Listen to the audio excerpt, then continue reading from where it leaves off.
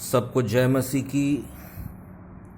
आज की सुबह परमेश्वर की आत्मा ने मेरे हृदय में डाला कि मैं आपसे प्रभु भोज के विषय में बातें करूं, आपको समझाऊं कि प्रभु भोज क्या है, उसे लेना क्यों जरूरी है, कौन प्रभु भोज ले सकता है, कौन नहीं ले सकता है, कितना जायज है और कितना अनिवार्य है। आइए मनन करते हैं। सबसे पहले यूहन्ना रचित सुसमाचार उसका 6ठा अध्याय और 53 पद से लिखा है, यीशु ने उनसे कहा, मैं तुमसे सच सच कहता हूं कि जब तक तुम मनुष्य के पुत्र का मांस ना खाओ और उसका लहू ना पियो, तुम में जीवन नहीं। जी हाँ, मनुष्य का पुत्र यानी यीशु मसीह का लहू और उसका मांस खाना जरूरी है, क्योंकि यदि हम ऐसा नहीं करते हैं तो उसका कोई भी अंश हमारे बदन पर, आत्मा पर नहीं पाया जाता। जो मेरा मांस खाता और मेरा लहू पीता है, अनंत जीवन उसी का है और मैं उसे अंतिम दिन फिर जिला उठाऊंगा। प्रभु भोज ना लेने वाले साबित करते हैं कि वो प्रभु यीशु मसीह के संतान नहीं हैं, क्योंकि जब प्रभु यीशु मसीह बादलों पर आएगा तो वो उन्हीं लोगों को ले जाएगा जिनके अंदर प्रभु यीशु मसीह का लहू और बदन और उसका अंश पाया जाता है। यदि आपके अंदर उसका लहू और मांस का अंश नहीं है तो आप उसके जन नहीं हैं। क्योंकि मेरा मांस वास्तव में खाने की वस्तु है और मेरा लहू वास्तव में पीने की वस्तु है। जो मेरा मांस खाता और मेरा लहू पीता है वह मुझ में स्थिर बना रहता है और मैं उसमें। जैसे जीवित पिता ने मुझे भेजा है और मैं पिता के कारण जीवित हूँ, वैसे ही वह भी जो मुझे खाएगा मेरे कारण जीवित रहेगा। जो रोटी स्वर्ग से उतरी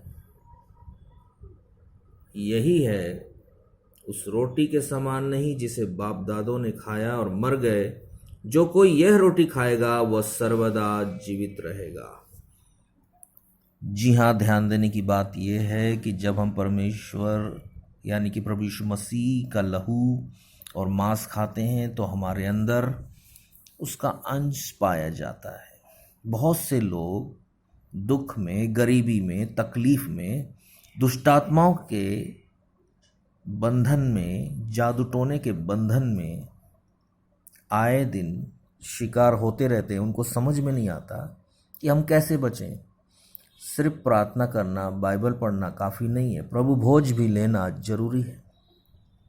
जब आप प्रभु भोज लेते हैं तो यीशु मसीह का बदन और लहू आपके अंदर आ जाता है और शैतान को मालूम है कि अब यीशु मसीह के बदन की चीज़ें, अंश इस व्यक्ति ने लिया है, खाया है, पिया है, इसलिए यीशु मसीह का सामर्थ भी उसके अंदर आ जाता है, उस व्यक्ति के अंदर। तो शैतान डरता है उसे छूने के लिए, हमला करने के लिए। जी हाँ, इसलिए प्रभु भोज लेना अवश्य है। और जब यीशु मसीह बादलों पर आएगा तो वो किन को ले जाएगा? उन्हीं को जिनके अंदर यीशु मसीह का मांस और लहू और उसका अंश पाया जाता है। ताज्जुब करने की बात नहीं है। यदि आप यीशु मसीह के हैं तो यीशु मसीह की चीज़ें आपके अंदर होना चाहिए। जिस रीति से परमेश्वर का आत्मा आपके अंदर होना चाहिए, उसी रीति से प्रभु यीशु मसीह का लहू और मांस भी आपके अंदर होना चाहिए। पवित्र आत्मा के विषय में हम कभी और बातें करेंगे। आज प्रभु भोज के विषय में बातें करते हैं। आइए दूसरा वचन देख लेते हैं। पहला कुरिन्थियों उसका 11वां अध्याय 26 पद। क्योंकि जब कभी तुम यह रोटी खाते और इस कटोरे में से पीते हो तो प्रभु की मृत्यु को यानी यीशु मसीह की मृत्यु को जब तक वह ना आए प्रचार करते हो। इसलिए प्रभु भोज लेना अवश्य है। जब मसीह भाई बहन प्रभु भोज में शामिल होते हैं तो उसके आने का प्रचार करते हैं। इसी का हम 24 से भी पढ़ लेंगे। लिखा है, और धन्यवाद करके तोड़ी और कहा, यह मेरी देह है जो तुम्हारे लिए है, मेरे स्मरण के लिए यही किया करो।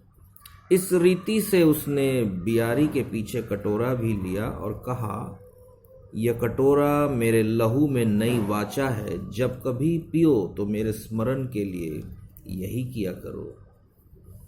क्योंकि जब कभी तुम यह रोटी खाते और इस कटोरे में से पीते हो तो प्रभु की मृत्यु को जब तक वह न आए प्रचार करते हो। जी हाँ, जब हम प्रभु भोज लेते हैं तो प्रभु यीशु मसीह के आने का प्रचार करते हैं।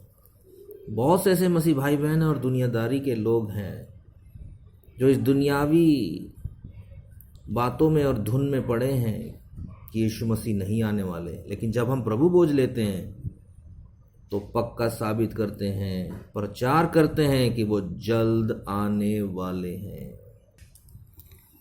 इसी का 28 पढ़ लेते हैं। इसलिए मनुष्य अपने आप को जांच ले और इस रीति से इस रोटी में से खाए और इस कटोरे में से पिए।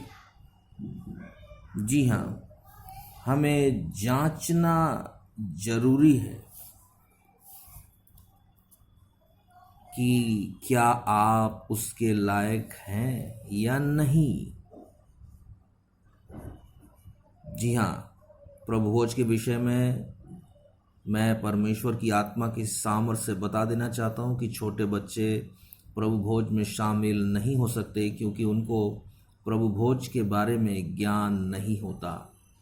लेकिन बड़े प्रभु भोज में शामिल हो सकते हैं और उनको प्रभु भोज लेना भी चाहिए, ताकि जब यीशु मसीह आए तो अपने लोगों को वो झट पहचान ले। अब बात हम करते हैं कि प्रभु भोज क्या बपतिस्मा लिए हुए लोगों के लिए है? क्या सिर्फ बपतिस्मा पाए हुए लोग ही प्रभु भोज ले सकते हैं? तो नहीं। ध्यान से सुनिए, प्रभु भोज यानी यीशु मसीह का लहू और बदन समस्त मानव के लिए जो इस पृथ्वी में है, चाहे वो किसी भी जाति और रंग का क्यों ना हो, एक एक मनुष्य के लिए प्रभु का लहू और मांस है। तो लोग कहेंगे कि वो दूसरे धर्म के हैं। दूसरे धर्म का कोई भी अर्थ नहीं है। प्रभु यीशु मसीह ने हर एक मानव के लिए अपना प्राण त्याग दिया। हर एक मनुष्य के पापों के खातिर वो सूली पर चढ़ गया। उसने जाति, धर्म और भेद नहीं देखा।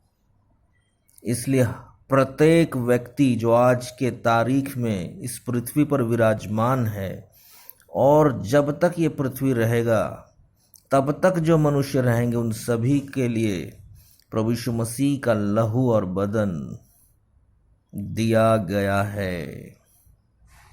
हम उस लहू और बदन में शामिल हो सकते हैं, उसे खाने में और उस परंपरा के निभाने में हम शामिल हो सकते हैं। तो फिर ये कैसी शिक्षा है जो ये बताती है कि बपतिस्मा लेना जरूरी है? ये मनुष्य की परंपरा है। परमेश्वर का वचन हमें नहीं सिखाता कि जो लोग बपतिस्मा लेते हैं उन्हीं के लिए प्रभु भोज है।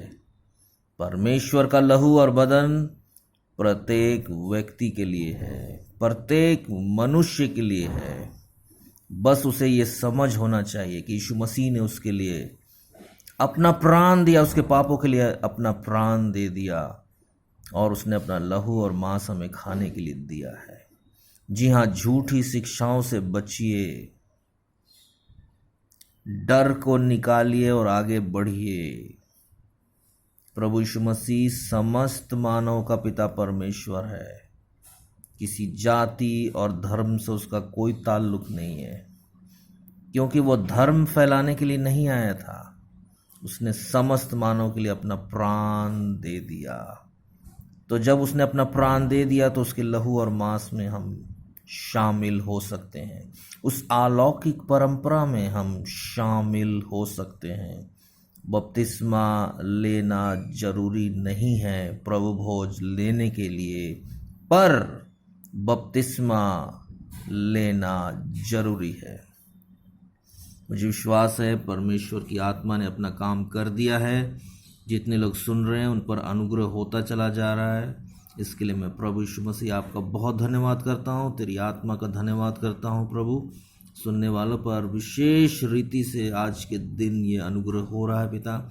कई लोगों की आंखें खुल जा रहे हैं पिता, कान खुल जा रहा है, हृदय खुल जा रहा है प्रभु, और इस शिक्षाओं को लेकर वो आनंदित होकर आगे बढ़ते चले जा रहे हैं। धन्यवाद पिता परमेश्वर, सारा आदर महिमा आपको देते हैं, यीशु मसीह के नाम से मांगते हैं। आमीन आमीन आमीन।